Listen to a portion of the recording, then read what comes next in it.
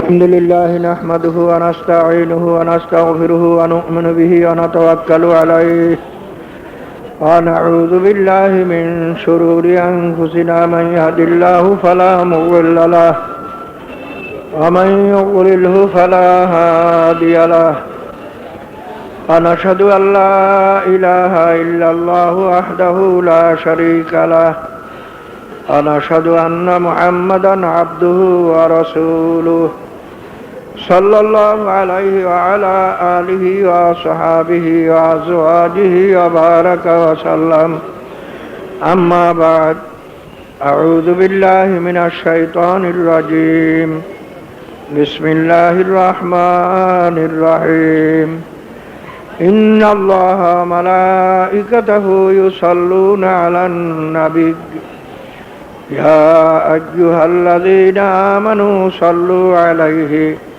وسلموا تسليما اللهم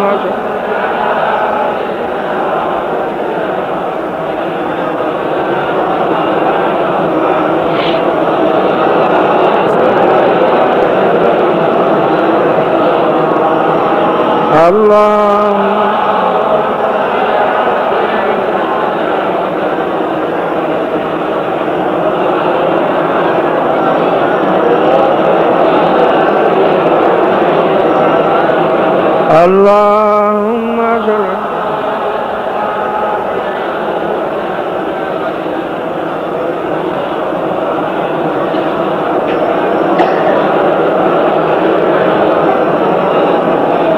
أعوذ بالله من الشيطان الرجيم بسم الله الرحمن الرحيم لقد كان لكم في رسول الله أسوة حسنة আল্লাহ পাকের বান্দা জনাব রাসূলুল্লাহ সাল্লাল্লাহু আলাইহি ওয়াসাল্লাম মদগণ ভাইরা আমার, আল্লাহ পাক লাখ লাখ শুকর যে ফিতনার জামানায় আল্লাহ পাক রব্বুল আলামিন আপনাকে আমাকে এই বৃষ্টির দিনেও সমস্ত বৃষ্টি বাদল উপেক্ষা করে দুনিয়ার সমস্ত কাজকর্ম ফিতনা ফাসাদ উপেক্ষা করে আল্লাহ পাকের কালামের মজলিসে ওলামায়ে কেরামদের মজলিসে জাকিরিন শাকিরিনদের মজলিসে হাজির হওয়ার মতো তৌফিক আল্লাহ পাক দান করছেন।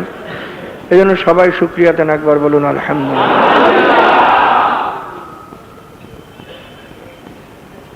মিলাদুন নবী উপলক্ষে বা জনাবে রাসূলুল্লাহ সাল্লাল্লাহু আলাইহি ওয়াসাল্লাম জন্ম মাস উপলক্ষে বা সিরাতুন নবী বা দাওয়াতুন নবী যাই বলেন, এই উপলক্ষে আজকে এই মাহফিলে আয়োজন করা হয়েছে।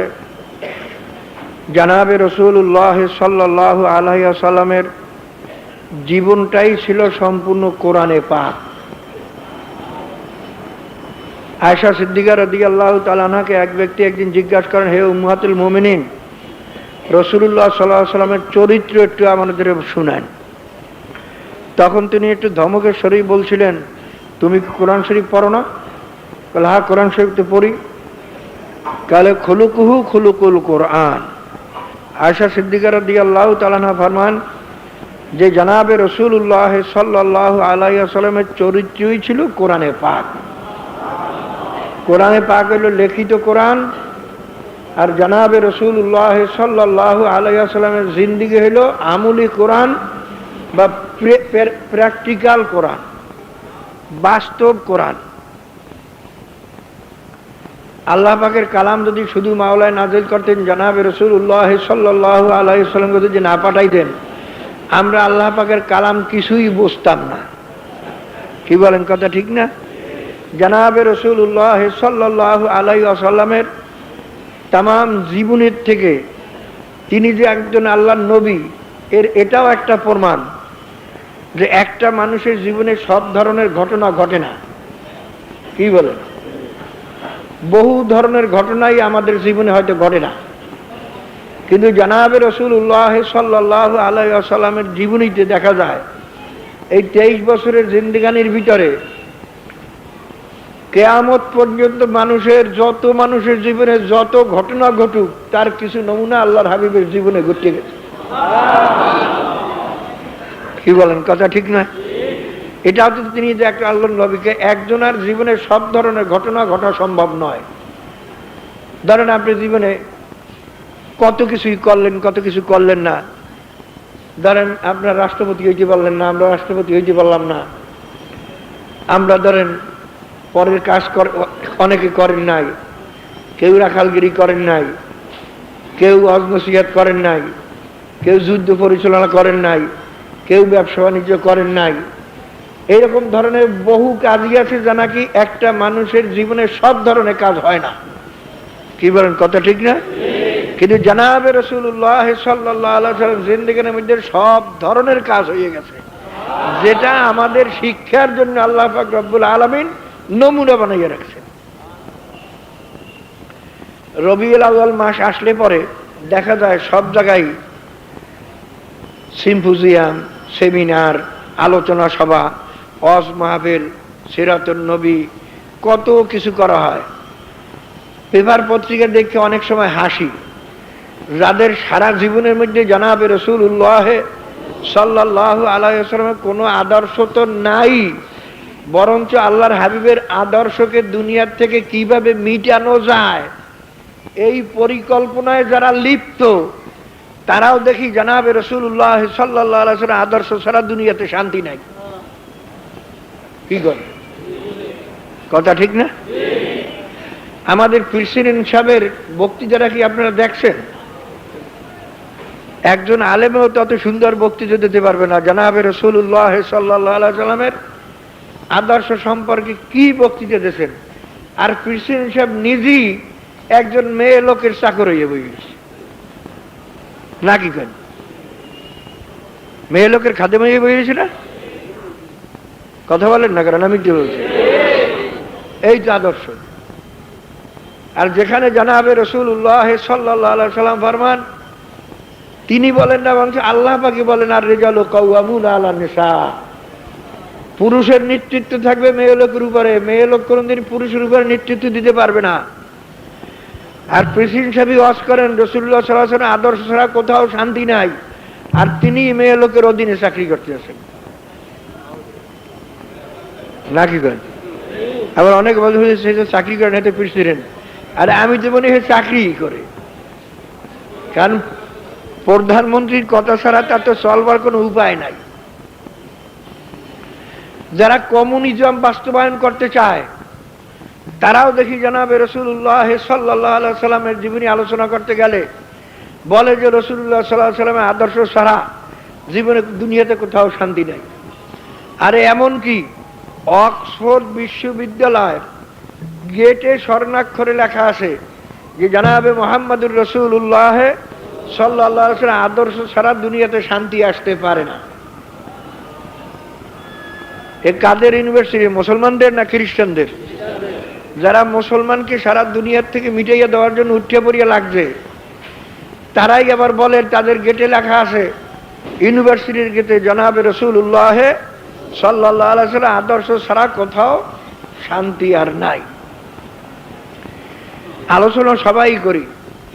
এখন যে কোনো লোক এই উপস্থিত যারা আছেন, এদের যে কোনো লোককে দাঁড়া করাই দিলে ওই একই কথা বলবেন যে জনাবে রাসূলুল্লাহ সাল্লাল্লাহু আলাইহি ওয়াসাল্লাম আদর্শ সবচেয়ে উত্তম আদর্শ, তেনার আদর্শ ছাড়া শান্তি দুনিয়াতেও আসতে পারে না, আখিরাতেও আসতে পারে না। কিন্তু ভাইরা বাস্তবায়ন আমাদের জীবনে কতটুকু আছে সেটাই চলে আসল কথা। কথা ঠিক নয়?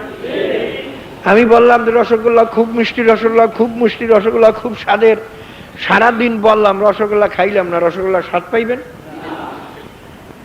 আর যদি একবারও না বলি যে না রসগোল্লা মিষ্টি না চুকা ওসব কিছু বললাম না, রসগোল্লা খাইলাম, স্বাদ কিন্তু পাইয়ে গেলাম। কথা ঠিক নয়?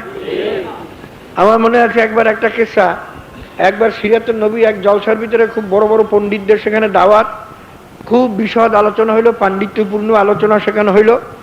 এক হিন্দু ভদ্রলোক পণ্ডিত, সে একটু আবেদন জানাইল যে আপনাদের নবী সম্পর্কে আমিও কিছু বলতে চাই। তখন সভাপতি সাহেব মনে করলেন যে আমি হিন্দু লোক যখন আমাদের নবী সম্পর্কে বলতে চাই, ভালো কথা, তাকে সময় দেওয়া হোক। আগ্রহকারী তাকে সময় দেওয়া হইল। হিন্দু ভদ্রলোক পণ্ডিত মানুষ, খুব লেখাপড়া করছে, জনাবে রাসূলুল্লাহ সাল্লাল্লাহু আলাইহি ওয়াসাল্লাম জীবনী সম্পর্কে এমন আলোচনা করলো সবাই মুগ্ধ হয়ে গেল। সভাপতি সাহেব উঠে খুশি চড়ে বললেন যে আমাদের নবীকে এই হিন্দু হইয়া যেভাবে চিনতে পারছে, আমরা মুসলমান হইয়া তাকে সেই রকম চিনতে পারি নাই। একজন মূর্খ লোক, বুড়া মানুষ, সে মজলিসে দাঁড়াই বলে, সভাপতি আপনার কথা ভুল হয়েছে, আপনার কথা উল্টো করেন, আপনার কথা ভুল হয়েছে। তখন সভাপতি কেন কেন ভুল হইল? আমরা যত লোকে আলোচনা করলাম তার চেয়ে সুন্দর আলোচনা তার হয়েছে, এবং জানাবে রসুল্লাহ সাল্লাল্লাহু আলাইহি ওয়াসাল্লাম খুঁটিনীতি সম্পর্কে যেভাবে সুন্দর আলোচনা করছে, তা রসুলকে যেভাবে উনি চিনতে পারছে আমরা তো চিনতে পারি নাই। কাজে ভুল হইলো কেমনে? ওই বুড়ে আবার কাজে আপনার কথা ভুল হয়েছে উল্টো করেন, বলে কেমনে ভুল হইলো? কালে আরে না, আমরা রসুল্লাহ সাল্লাল্লাহু আলাইহি ওয়াসাল্লাম সম্পর্কে যদিও ওনার মতো অতদূর জানতে পারি নাই, কিন্তু রসুলকে আমরা চিনতে পারছি। আর ওই হিন্দু ভদ্রলোক রসুল সম্পর্কে জানছে কিন্তু চিনতে পারে নাই। বলতে কেমনে? তাহলে আমরা রসুলকে চিনছি দেখে তাকে রসুল মানছি, আর ও তো রসুলকে চেনে নাই দেখে মানে নাই। খালি রসুলের হিস্টোরি জানছে কিন্তু রসুলকে চেনে নাই। যদি চেনতো তাহলে মুসলমান হয়ে যেত। কি বলেন, কথা ঠিক না? কাজে জানাবে রাসূলুল্লাহ সাল্লাল্লাহু আলাইহি ওয়াসাল্লাম সম্পর্কে জানাটা সহজ, ইতিহাস পড়লেই জানা যায়। এবং দুনিয়ার সমস্ত মনীষী, দুনিয়ার সমস্ত পণ্ডিত, দুনিয়ার সমস্ত দার্শনিক সবাই একমত যে জানাবে রাসূলুল্লাহ সাল্লাল্লাহু আলাইহি ওয়াসাল্লামের চেয়ে উত্তম মানুষ আর দুনিয়াতে কেউ আসে নাই আর আসুন না। কি বলেন, এই কথা সবাই একমত না? খ্রিস্টানদের বইতেও লেখা আছে, ইহুদিদের বইতেও লেখা আছে, মহামানবের লিস্টি যারা দেশে দুনিয়াতে, তার মধ্যে জানাবে রাসূলুল্লাহ সাল্লাল্লাহু আলাইহি ওয়াসাল্লামের নাম সবাই তার মধ্যে রাখছে। কেউ বাদ দেশে এমন কোনো হিন্দু খ্রিস্টান কাউকে পাওয়া যায় না। মহামানবদের নাম যখন উল্লেখ করা হয়, জানাবে রাসূলুল্লাহ সাল্লাল্লাহু আলাইহি ওয়াসাল্লামের নাম উল্লেখ সবাই করে। কি বলেন, কথা ঠিক না? না করি উপায় তো নাই, কারণ তিনি তো জানা আল্লাহ পাক রব্বুল আলামিনের দেওয়া শিক্ষায় শিক্ষিত ছিলেন। তিনি তো দুনিয়ার স্কুল মাদ্রাসায় একদিনও এক কলমও লেখাপড়া করেন নাই, করছেন নাকি? তিনি উম্মি ছিলেন।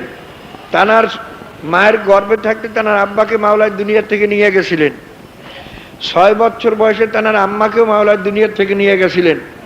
এই নেওয়ার ভিতরেও তো একটা হ্যাকমত আছে। এই হ্যাকমত আছে না? কারণ 6 বছর বয়সের সময় মানুষের ছেলে মেয়েদের লেখাপড়ার সময় হয়। যেন আল্লাহর হাবিব যারা দুনিয়াতে কোনো লেখাপড়া শিখতে না পারেন, এই জন্য আল্লাহর হাবিবের আম্মাকেও মাওলা 6 বছর বয়সেই নিয়ে গেলেন।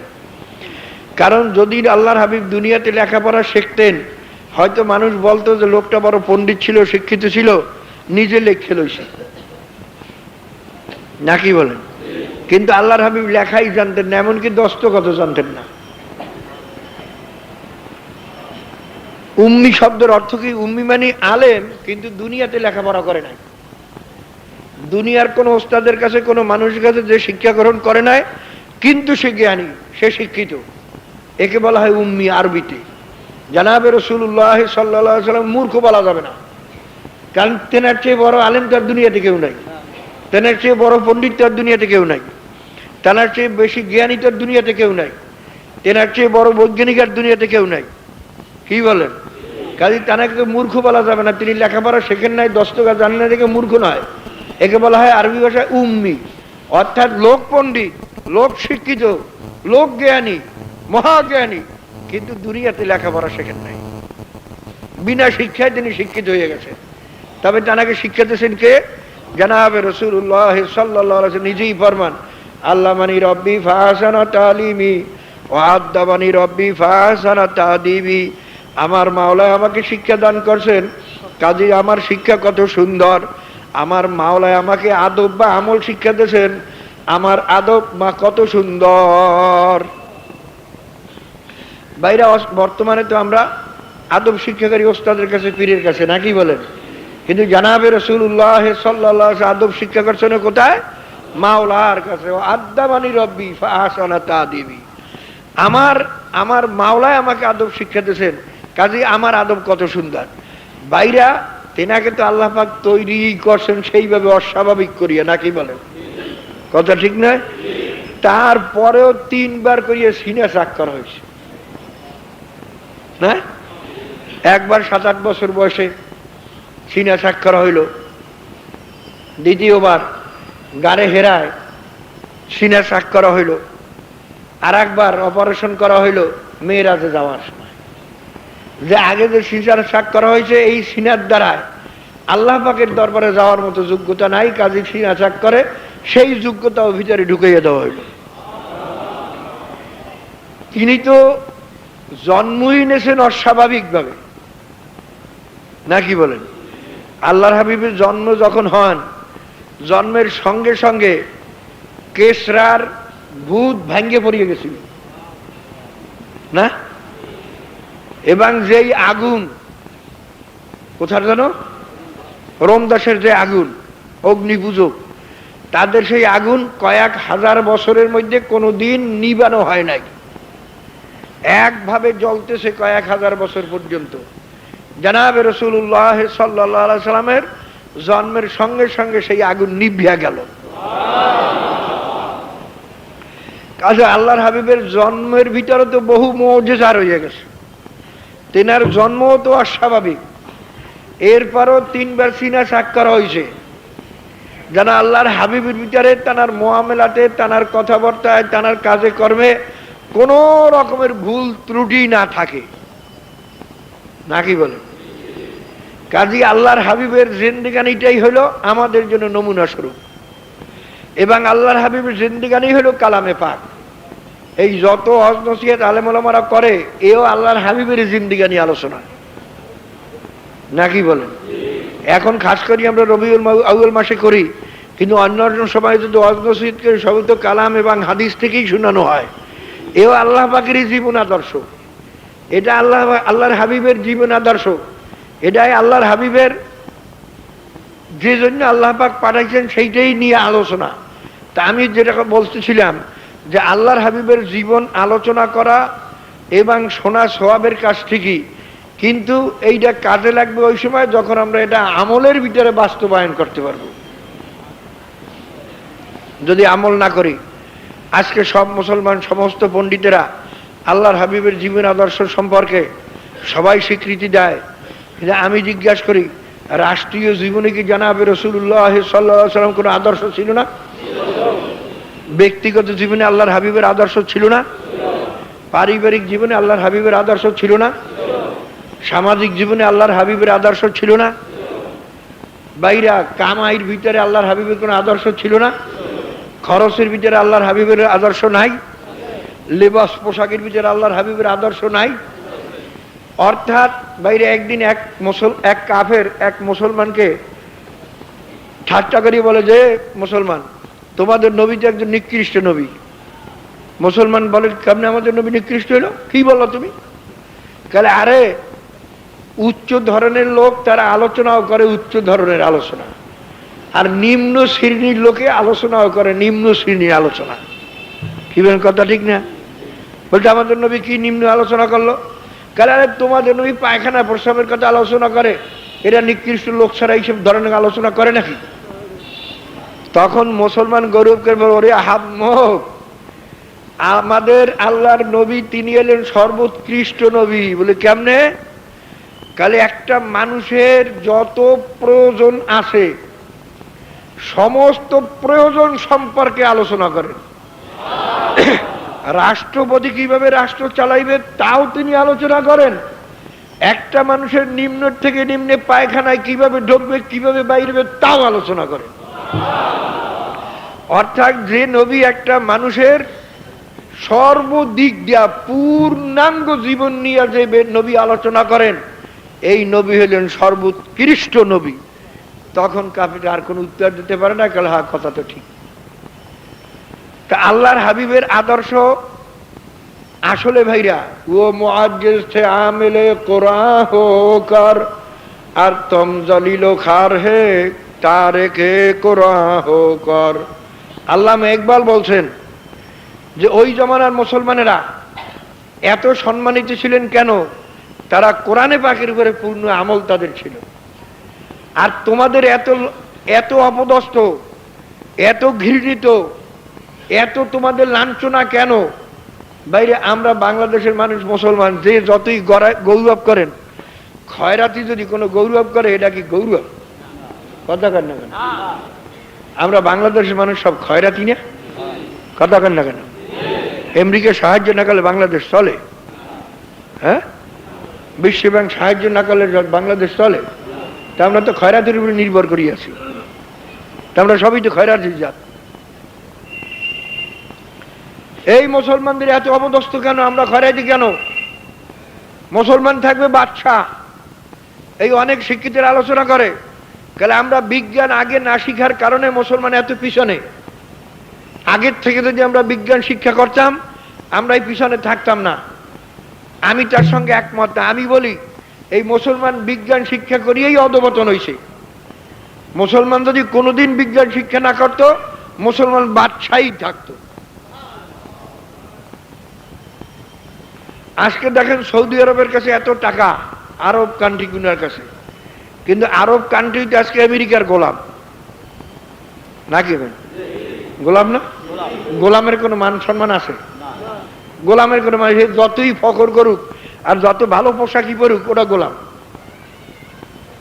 আজকে ধরেন এই কাশ্মীরে যে ভারত এত অত্যাচার করতেছে, যুবকেরা হয়তো ইতিহাস জানেন না, স্মরণ নাই। আপনি ইতিহাস জানা আছে, জাতিসংঘে পাশ করছিল একবার প্রস্তাব, সবাই মিলে প্রস্তাব পাশ করছে যে কাশ্মীরে নির্বাচন দেওয়া হোক। কাশ্মীরের জনগণ পাকিস্তানের সঙ্গে থাকতে চায় না, ভারতের সঙ্গে থাকতে চায় না, স্বাধীন থাকতে চায়, এটা তাদের কাছে ভোট দেওয়া হোক, ভোটে যেটা হয় সেইটাই হবে, এটা জাতিসংঘের আইন। কিন্তু ভারত সেটা মানে নাই। ভারত জাতিসংঘের আইন মানে নাই, নির্বাচন দেয় নাই। এটা ভারত অন্যায় করছে না ন্যায় করছে?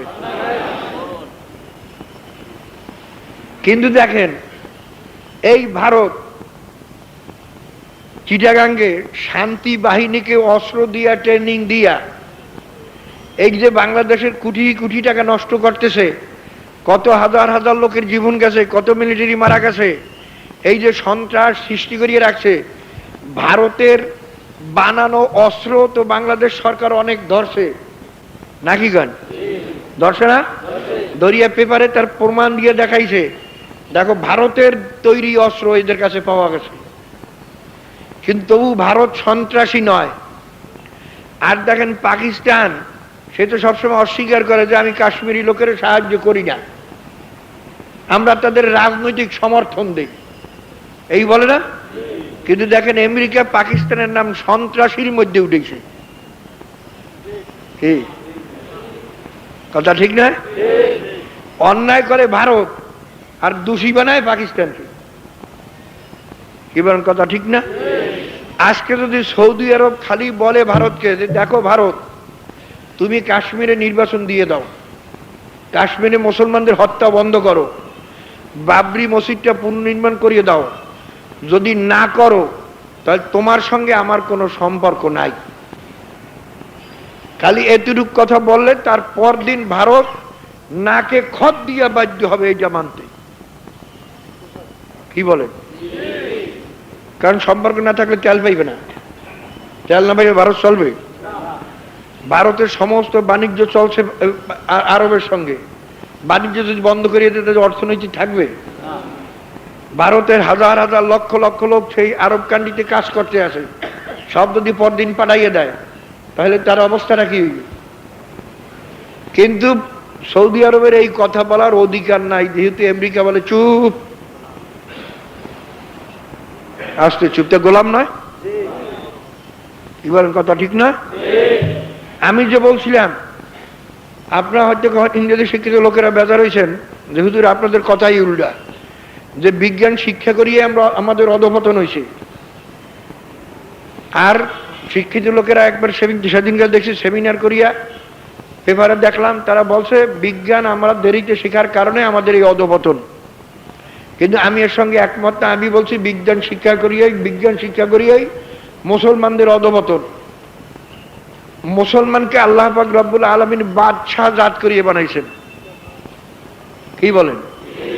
বাদশাহী করার জন্য যে যে জিনিসের প্রয়োজন তা আল্লাহ পাক মুসলমানদের দিয়ে দিয়েছেন। সারা দুনিয়া চলতে হলে তেল ছাড়া চলবার উপায় নাই।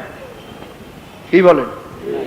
আমেরিকা যত মেশিন আবিষ্কার করুক, যত গাড়ি ঘোড়া বানাক, তেল না দিলে একটাও চলবে না। কি কথা ঠিক না ঠিক? তেল কাদের হাতে? আমেরিকার জমিনে আল্লাহ পাক রাখতে পারতেন না? কিন্তু মুসলমানদের দেশে না, তোদের বাদশা করিয়ে বানিয়েছি, বাদশাহী করার জন্য যা লাগবে তা তোদের দিয়ে দিই। বিশ্বে যত টাকা, যত মুদ্রা ছাপানো হয়, স্বর্ণ জমা না রাখলে বিশ্ব ব্যাংকে মুদ্রা ছাপতে পারে? স্বর্ণ কাদের কাছে? যত মেশিন, গাড়ি ঘোড়া, বিমান টিমান যত চালাইতে হয়, রবার ছাড়া চলবে একটাও? গাড়ি খুব সুন্দর করে বানান, চাক্কা না হইলে গাড়ি চলবে? এই রবার কাদের হাতে? মালয়েশিয়া, ইন্দোনেশিয়া না? কি আর মুসলমানদের হাতে না? বাদশাহী করার জন্য যা লাগবে, অন্য মানুষের গোলাম বানাবার জন্য যা দরকার, তা আল্লাহ মুসলমানের হাতে দিয়ে দিয়েছে। কাউয়া যদি ময়ূরের মতো নাচতে চায়, তখন কাউয়ার নাচ তো হইবেই না, বরঞ্চ আরো সবাই বলবে যে ওই কাউয়াটার মাথা খারাপ হয়েছে। কি বলেন, কথা ঠিক না? যেটা পাগল হয়েছে। আরে মুসলমানকে মাওলায় বানাইছেন বাদশাহ। পীরশিরিন যদি এই হাল চাওয়া ধরে যে দেশের উন্নতির জন্য হাল না চাইলে দেশে যদি কৃষি না হয়, কোন পীরশিরিনগিরি থাকবে? কি করেন, দেশে যদি ধান চাল না হয়, মন্ত্রিত্ব থাকবে? এখন যদি পীরশিরিন কাজে দেশ নির্ভর করতেছে খাওয়ার উপরে, কাজে আমি ওই গদি সারিয়ে আলচই, আলচইলে রাষ্ট্র চলবে? আর কথা কান না কেন? পীরশিরিন কাম ওখানে বলছে পীরশিরিন করা, কৃষকের কাম হাল সভা। আর পীরশিরিন যদি আলচইতে হয়, তাহলে দেশ তো থাকবেই না, সবাই বলবে এটা পাগল ছাড়া কিছু না। আল্লাহ বানাইছেন আমাদের বাদশাহ। বাদশাহী না করিয়ে যদি এখন কারিগর হইতে চাও, বৈজ্ঞানিকরা কারিগর নয়? কথা বলে না, কারিগর নয়, মিস্ত্রি নয়? বাদশাহী সারিয়ে যদি কারিগর হইতে চাও, তাহলে তোমাকে গোলামি ছাড়া আর কিছু উপায় নাই। সেই গোলাম বানাইছে। শোনেন বাবারে, হযরত ওমর ফারুক রাদিয়াল্লাহু তাআলা জামানায় রোমের বোধহয় বাদশা পাঠাইলো, যে দেখেও সে মুসলমানদের নামে সব অস্থির, আমরাও অস্থির। ওমর ফারুক রাদিয়াল্লাহু তাআলা তিনি বাদশা, সেই বাদশা কেমন একটু দেখে, শুধু দুধ আসছে, আসে জিজ্ঞাসা করে তোমাদের বাদশা কোথায়? একজনে বলে যে আমাদের কোনো বাদশা নাই। বলতে দেশ চলায় কে? বলে আমাদের একজন আমির আছে। বলছে আমিরকে? গেলে ওমর ফারুক রাদিয়াল্লাহু তাআলা। বলে তাকেই তো আমি চাই। সে কোথায়? কাল দেখো রাস্তাঘাটে কোথায় আসে না, দেখো। তাহলে ভাই আমি তো চিনি না, আমার সঙ্গে চলেন দেখি। তালাশ করতে করতে যাই দেখেন ওমর রাদিয়াল্লাহু তাআলা গাছের তলায় শুয়ে রয়েছেন, গাছের শিকারের উপরে মাথা দিয়া। লাঠি ছিলেন সঙ্গে, একখান লাঠি খান মাথার নিচে দিয়া শুয়ে রয়েছেন। রোদ্রে গরমে ঘামে শরীর সমস্ত কাল পানি পড়তেছে, ধরে গিয়া তিনি ঘুমাইতেছেন। তখন ওই মুসলমান বলে, গেলে এই আমাদের আমির। এই ঘুমাইয়া আমির দেখার সঙ্গে সঙ্গে থরথর করে কাঁপা শুরু করলো লোকটা, এবং তার হাতে তলোয়ার ছিল, তলোয়ারটা গ্রুম করে পড়িয়ে গেছে। তার মুসলমান বলে, কি ব্যাপার, কি তুমি আমিরকে দেখে এত কাঁপো কেন? বলে ভাই এই জন্যই তো সারা দুনিয়ার মানুষ তার ভয়তে কাঁপে। এখন তো আমি দেখে সহ্য করতে পারলাম না, আমি তো আমার ভিতরে কম্পন আসিয়ে গেছে। কারণ কি, এ মাওলাকে ভয় করে, এই জন্য সমস্ত মখলুকাত তাকে ভয় করে। আর আমাদের দেশের লোকেরা মানুষের উপর জুলুম করে দেখে তাদের পলাইয়ে থাকতে হয়। কি করে বর্তমান জমানার প্রেসিডেন্ট, প্রাইম মিনিস্টার যদি কোথাও যায়, সামনে মিলিটারি গাড়ি, বন্দুক ফিট করিয়া ডেরে গাড়ির উপরে হাত দিয়ে তারপর থাকবে না? কি করে একটা দুইজন এককালে এলএমজি মেশিন গান ফিট করিয়া গাড়ির উপরে নিচে এরকম দুই তিনটে গাড়ির সামনে যাইবে, পিছনে থাকবে, এরপর কত থাকবে। মনে হয় কি এ দেশের বড় ডাকাইটা ধরা পড়ছে, রেল হয়ে যায়। কি গান, কথাটা ঠিক না? ঠিক কথা, কিন্তু আসার কথা না, আসার কথা না। কারণটা কি, আর ওমর ফারুক রাদিয়াল্লাহু তাআলা কোনো গার্ড নাই, সঙ্গী নাই, খাদেম নাই, তিনি গাছতলা শুয়ে রয়েছেন। এই দেখে রোমের দুধ সে থরথর করে কাঁপা শুরু করছে। কারণটা কি, ও মুআজ্জিজ থে আমেলে কোরা হোকা।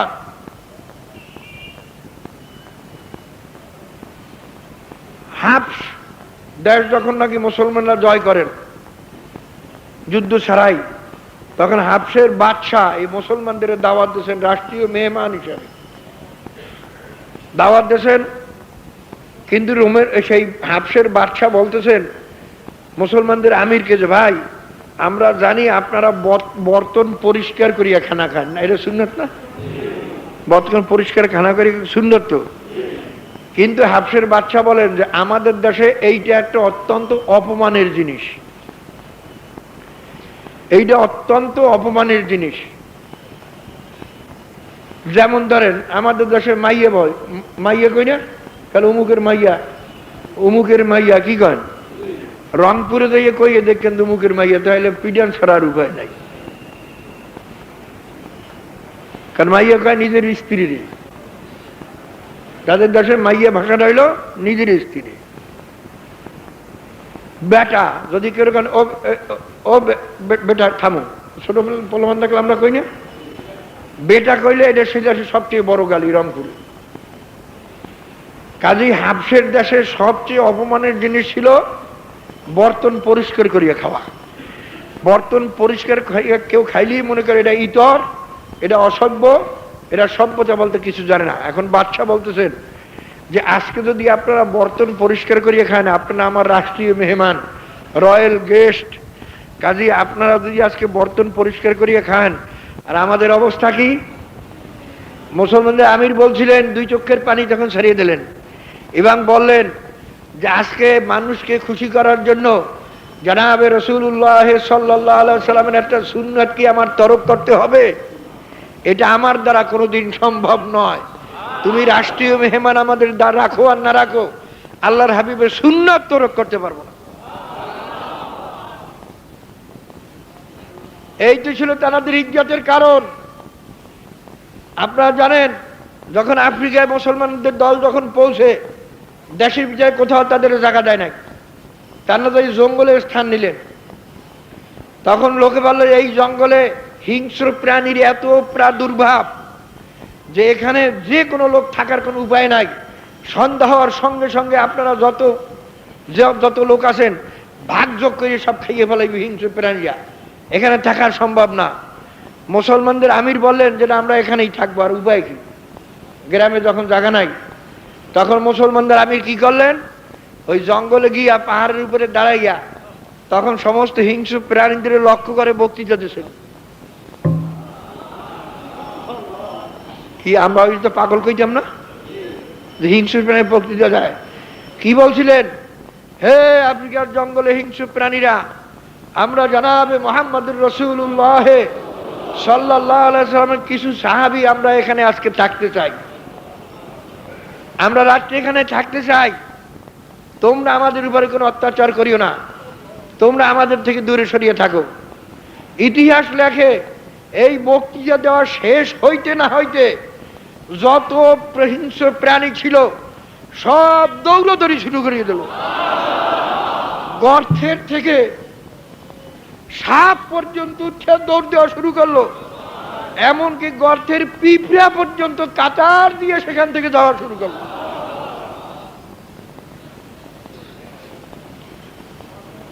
শেখ সাদী রহমাতুল্লাহ একটা কেসা বলছেন, এক আল্লাহর ওলি একদিন ওই জঙ্গল দিয়ে হাঁটতে যান, হাঁটতে হাঁটতে দুর্বল হয়ে গেছে। এক বাঘে এসে কয় যে হুজুর আপনি তো হাঁটতে হাঁটতে দুর্বল হয়ে গেছেন, আপনি আমার পিঠে সওয়ার হন, আমি আপনারা নিয়ে যাই। তা পিঠে সওয়ার হয়েছে, বাঘ যাইতেছে, বাঘ কিছু দূর হাঁটতে হাঁটতে বাঘ ওখানে একটু আস্তে আস্তে হাঁটে। তখন একটা সাপ আসলো, বিষাক্ত সাপ, আসে গেল হুজুর আপনি আমার হাতে নেন, আমার হাতে নিয়ে আপনি আমার ওই সাপটারে এই বাঘটারে পিটান, তাহলে হাঁটবে আনে ভালো। তার সাপের বানাইছে লাড়ি, বাঘের বানাইছে সওয়ারি। এখন এক মানুষ দেখিয়া যখন লোকালয়ে যাইতেছে, মানুষ দেখে আশ্চর্য, সর্বনাশ, এক বাঘের বানাইছে সওয়ারি আর বিষাক্ত সাপ তারে বানাইছে লাড়ি, এ কোন কারবার? তখন আল্লাহর ওলি বলেন, এটা আশ্চর্য কিছু না, তোমরা আশ্চর্য হইও না, যে মাওলাকে ভয় করে সারা মখলুকাত তাকে ভয় করে।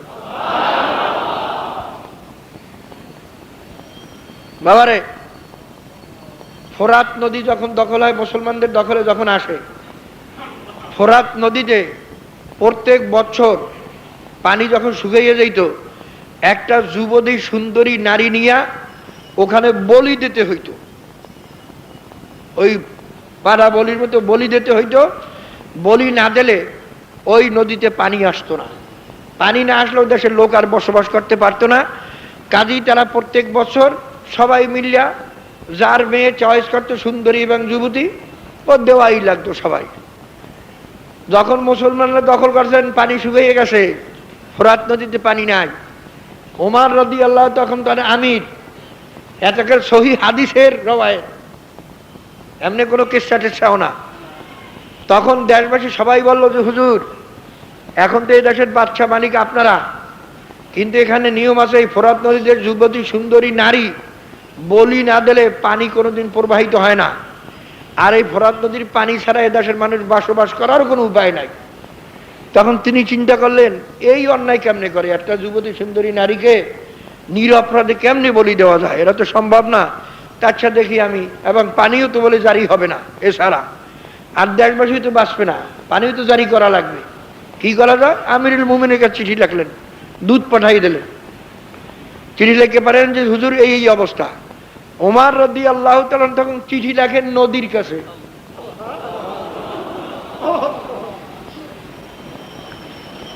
বিসমিল্লাহির রহমানির রহিম, হাযা মিন ওমর ইবনুল খাত্তাব। চিঠি লেখেন বিসমিল্লাহ কইয়া, এবং বলেন যে এই চিঠি ওমর ইবনুল খাত্তাবের পক্ষের থেকে ফোরাত নদীর কাছে। চিঠিটা লেখে নদীর কাছে এবং বলছে, হে নদী, তুমি যদি আল্লাহ পাকের হুকুমে যদি প্রবাহিত হইয়া থাকো তা প্রবাহিত হও, আর যদি আল্লাহ পাকের হুকুমে তুমি প্রবাহিত না হইয়া থাকো, তোমার প্রবাহিত হওয়ার কোনোই প্রয়োজন নাই। এবং ওমর রাদিয়াল্লাহু বললেন যে এই চিঠি নিয়ে নদীর ভিতরে ফেলাইয়ে দাও। তখন এই সাহাবা আসিয়া তাড়াতাড়ি যখন নাকি এই চিঠি নদীর ভিতরে ফেলাইলেন, ফেলার সঙ্গে সঙ্গে ওই যে ভূতে আসর করিয়েছিল, ভূত দৌড়াইয়া তখন আল্লাহ পাকের হুকুমের উপরে আর তো পারে না, ভূত ছড়িয়ে গেল, ফোয়ারা পানি ছুটিয়ে গেল, এই থেকে বলি বন্ধ হয়ে গেল। ভাইরা, তানাদের কথা নদীতেও শুনছে, তানাদের কথা মাছেও শুনছে, তানাদের কথা সমস্ত মখলুকাত শুনছে, আর আমাদের কথা পিঁপড়ায়ও শোনে না। আমার নানাজানের কথা শুনছি, মায়ে বলছেন, আব্বাজান বলছেন যে আমার নানাজান বলে জীবনে কোনোদিন মশারি টানান নাই। এখন বাবাজানে বলছেন, মায়ে বলছেন, তাহলে আমরা চিন্তা বললাম আব্বাই মশারি টানে না, আমরা টানাই দিচ্ছি, তাহলে মশারি তিনি টানান না। তা মশায় এত মশার উপদ্রব যে শোয়া যায় না, থাকা যায় না, দিনেও মশা, তা কেমন অবস্থা তার? তাহলে আমরা বহু সময় তার ঘুমের অবস্থায় রাত্রে যাই দেখছি, লক্ষ্য করিয়া যে দেখি মশা কেমন করে, দেখি একটা মশাও তার শরীরে বসে না। এই মশা উড়িয়ে টুরিয়ে ওদিকে চলিয়ে যায়, কিন্তু তার শরীরে একটা মশা বসে দেখলাম। আরে এত দূরের কেসা, এত নগদ কেসা।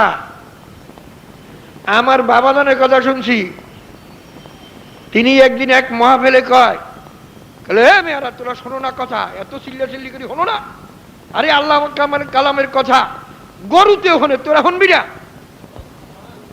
দেখ ওই যে গরুটা খারাই গেছে, আমি ডাক দিলে হনে না হনে, দেখ এই কই জজবার হালাতে তিনি বলছেন, এ গরু এমনি আয়, গরু দৌড়ি সিরিয়া দৌড় দিয়ে থেকে বলছে এসটাই যে খারাই গেছে। এত কিসা না, এত নগদ ঘটনা। वो मुआजिज थे आमिले कुरान होकर, और तुम जलीलो खार है तारिके कुरान होकर। তারা দুনিয়াতেও সম্মানিত, আখিরাতেও সম্মানিত আল্লাহ পাকের কোরআনের উপর আমল করার কারণে। আর আজকে দুনিয়াতে আমরা খয়রাতি জাত, আজকে শান্তি নাই, বাজারে শান্তি নাই, ঘরে শান্তি নাই, অফিস আদালতে শান্তি নাই, বিচার নাই, ব্যবস্থা নাই। বাবারে আজকে জালেমদের রাজত্ব চলছে, খুনিদের রাজত্ব চলছে, বাবারে সব জায়গায় অনাচার অত্যাচার চলছে। গ্রামে কোনো দুর্বল লোক বসবাস করার উপায় নাই।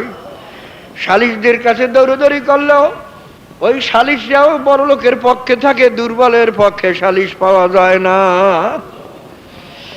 যদি কোনো ভালো সালিশ থাকে হাতে পায়ে ধরে কান্নাকাটি করলে বলে, বাবা কি কর্ম বুঝি তো, তুমি ঠিক, কিন্তু বর্মেয়ার বিরুদ্ধে তো আমাদের করার কিছু নাই। আমরা এখন বর্মেয়াকে ভয় করি, মানুষকে ভয় করি। আজকে আমরা বাইরে মাজলুম, আজকে আমরা বেইজ্জতি, আজকে আমরা খয়রাতি, আর কোনো কারণ নাই।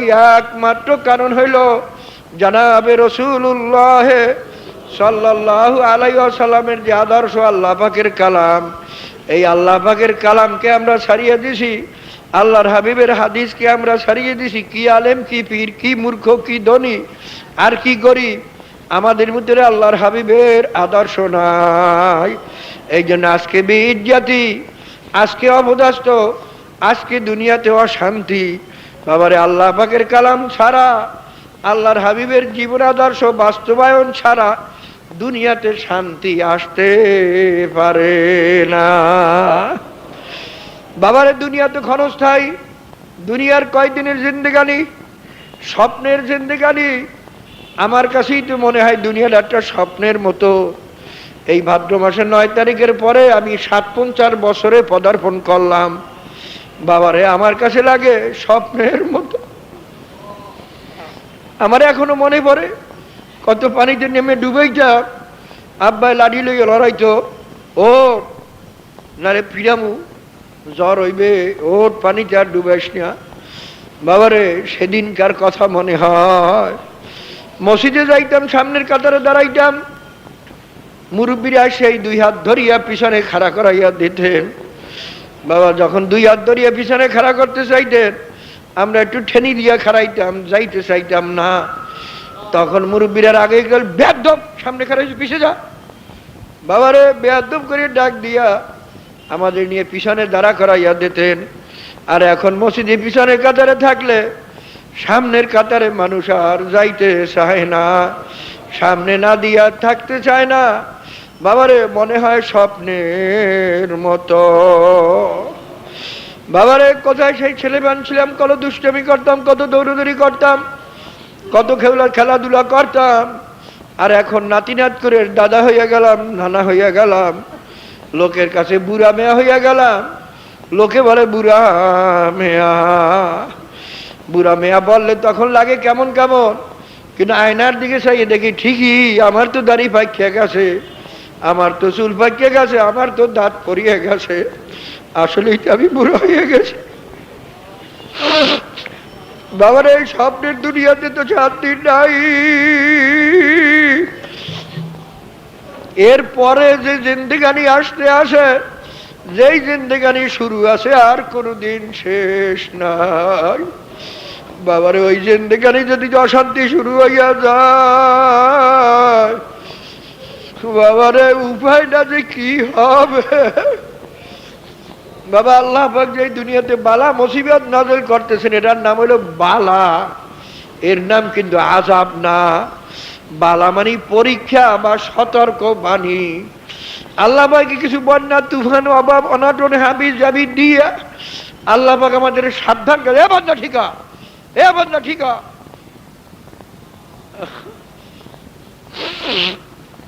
যেমন ভাইটা পরীক্ষার হলে তুমি পরীক্ষা দাও,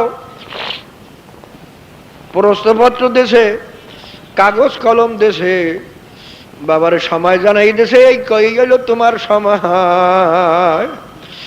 বাবারে যদি ওই ছেলে প্রশ্নপত্র পাইয়া, কাগজ কলম পাইয়া যদি ঠিক মতো উত্তর না দেয়, বাবারে গার্ডের একটু চক্ষু গোরানি দেয়, একটু ধুমকি দেয়, আরে কপাল পোড়া কি করো, আরে কপাল পোড়া কি করো, তার একটা থাপ্পড় দেওয়ার অধিকার কিন্তু পরীক্ষার হলে নাই। কেন এটা পরীক্ষার হল, এখানে একটু চক্ষু গোরানি দেবে, ধাবর দেবে, সাবধান হইয়া যা, সাবধান হইয়া যা। বাবারে এই দুনিয়ার জিন্দেগানিটা একটা পরীক্ষার হল। তোমার আমার আমল নামা হইল কাগজ, তোমার আমার হাত পাও চোখ কান হইল কলম। মুখ দিয়ে একটা বাবা ভালো কথা বলো, ওই আমল নামায় নেকি লেখা হইয়া গেল। মুখ দিয়ে একটা গুনার কথা বাহির করো, আমল নামার সঙ্গে সঙ্গে গুনাহ লেখা হইয়া গেল। কান দিয়া ভালো কথা শোনো, এই যে শুনতেছেন, আমল নামায় কিন্তু নেকি লেখাই হইতে আছে। কান দিয়ে আবার গান বাজনা গিবা শেখায়, শোনো পরের মেয়ে লোকের কথা শোনো, গুনাহ লেখা হইয়া যাইবে। চক্ষু দিয়ে ভালো জিনিস দেখো, আল্লাহ পাকের কুদরত দেখো, কালাম দেখো, আলেম ওলামাদের মহাব্বত করিয়া দেখো, নেকি লেখা হইতেই থাকবে। আবার সিনেমা, বাস্তব, টেলিভিশন, ভিসিআর এর নাচ দেখো, ওই আমল নামায় গুনাহ লেখা হইতে থাকবে। বাবার আমল নামা হইল কাগজ, চোখ কান হাত পাও মুখ এইটা হইল কলম, আর তোমার আমার হায়াত হইল সময়, কোরআন হাদিস হইল প্রশ্নপত্র। যদি কোরআন হাদিস অনুযায়ী আমল কেউ না করো, মাওলাই কিন্তু এখন আযাব দিবেন না, টিপ তেলা করবেন, মাঝে মাঝে সতর্ক, এ বান্দা কি করো, এ বান্দা কি করো। যদি এই বালা মুসিবতে পড়িয়াও কেউ সতর্ক না হও, আযাব শুরু হইবে মওতের পর থেকে। আল্লাহ আল্লাহ আল্লাহ। বাবার আল্লাহর হাবিবের জিন্দেগানি, আল্লাহর হাবিবের আদর্শ বাবা শুধু দুনিয়ার শান্তির জন্যই নয়, দুনিয়াতেও শান্তি, আখিরাতেও মুক্তি, কবরেও মুক্তি, কিয়ামতেও মুক্তি, হাসরেও মুক্তি, জাহান্নামের থেকে মুক্তি। বাবারে দুনিয়ার শান্তিতে আসলে শান্তি না, আর দুনিয়ার শান্তি হলো অন্তরের শান্তি।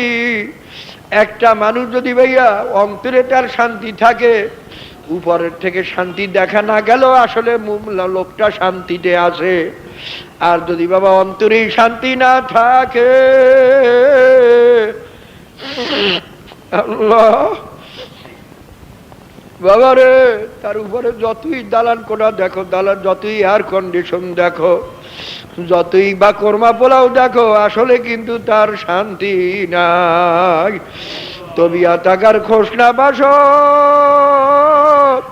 শিরে সাকার জহরাস, দে লাগার খোসনা বাস, বেস্তারে গোল খারে আস। স্বাস্থ্য ভালো না থাকলে কোরমা পোলাও বিষের মতো লাগে। বাবারে মন যদি ভালো না থাকে, ভালো কথাও খারাপ লাগে। ফুলের বিছানা তার কাছে কাটার মতো লাগে। বাবারে আসল শান্তি হলে দিলের শান্তি, আল্লাহ পাকের ইবাদত বন্দেগীর ভিতরে দুনিয়াতে দিলের শান্তি, আর আখিরাতেও মুক্তি। আর মাওলার নাফরমানির মধ্যে দুনিয়াতে দিলে শান্তি নাই, আর আখিরাতেও মুক্তি নাই। বাবারে দুনিয়াতে যতই অশান্তিতে যাক, তবু দুনিয়া চিরজীবন থাকবে না, আর দুনিয়া যতই শান্তিতে যাক, দুনিয়াও চিরজীবন থাকবে না। এই স্বপ্নের দুনিয়া একদিন খতম হইয়া যাবে। কিন্তু বাবারে খোদা না খাস্তা যদি কবরে যাই অশান্তি শুরু হইয়া যায়, বাবারে হাজার হাজার বছর কবরে থাকল লাগবে, 50,000 বছরের সমান শুধু দাঁড়াইয়া থাকা লাগবে কিয়ামতের ময়দানে। বাবারে সূর্যটা মাথার উপরে উপরাইয়া পড়বে, সূর্যের গরমে মাথার তালুটা টাস টাস করিয়া ভাটিয়া মগজটা উতলাইতে থাকবে, জীবের জিব্বাটা বিস্তল পর্যন্ত ঝুলিয়া পড়িয়া যাইবে। বাবারে আরে তারপর জাহান্নামে যদি অশান্তি শুরু হইয়াই যায়, সেই অশান্তির শুরু আছে আর কোনদিন শেষ হবে না। দাদি বাবার আমি অনুরোধ করি, আল্লাহর হাবিবের শুধু জীবনী আদর্শ আলোচনা করিয়াই শুধু লাভ নাই, বাস্তবায়ন করার চেষ্টা করো।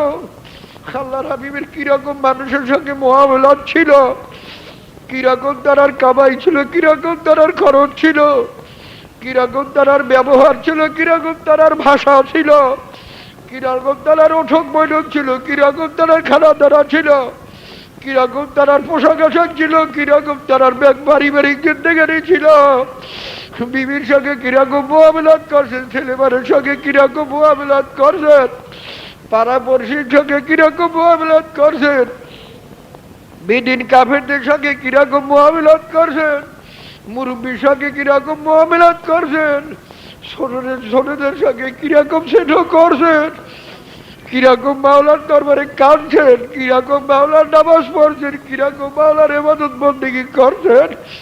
আরে আল্লাহর হাবিব, তার জীবন বাস্তবায়ন করার চেষ্টা করো।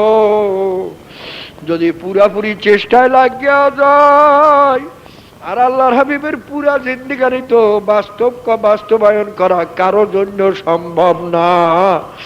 যদি আমরা চেষ্টায় থাকি,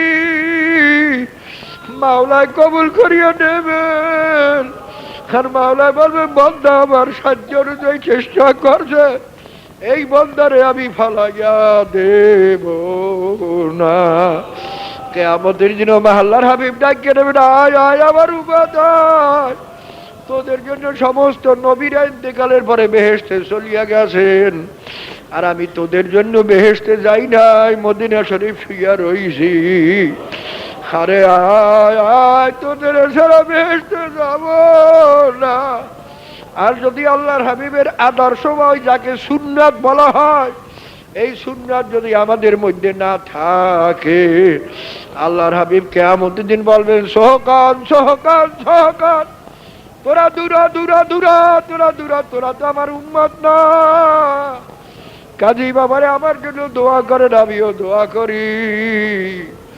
দুনিয়ার লোভে ভরিয়া, দুনিয়ার মায়ায় ভরিয়া, দুনিয়ার আত্মীয় স্বজনের লোভে ভরিয়া, বাবা মায়ায় ভরিয়া, বাবা দুনিয়ার আরামায়েশের মায়ায় পড়িয়া আল্লাহর হাবিবের আদর্শ যেন আমরা না সারি। আল্লাহ পাকের খাঁটি বান্দা হইয়া, আল্লাহর হাবিবের খাঁটি উম্মত হইয়া যেন কবরে যাইতে পারি। এই জন্য আমার জন্য দোয়া করেন, আমিও দোয়া করি। আল্লাহুম্মা আমিন। ও মাবুদ রে,